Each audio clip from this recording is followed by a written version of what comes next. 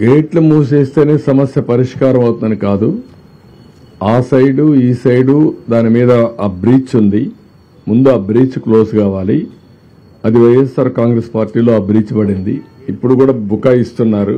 బుకాయింపులొద్దు. నేను వచ్చి 80 రోజులైంది.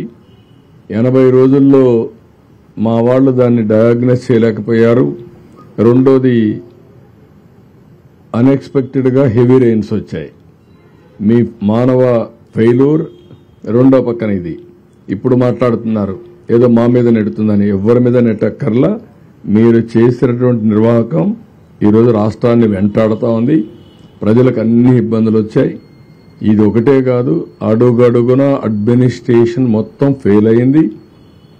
ఒక మాట చెప్పాలంటే ఒక వెంటిలేటర్ పైన పెట్టే పరిస్థితికి వచ్చారు ఈ రాష్ట్రాన్ని.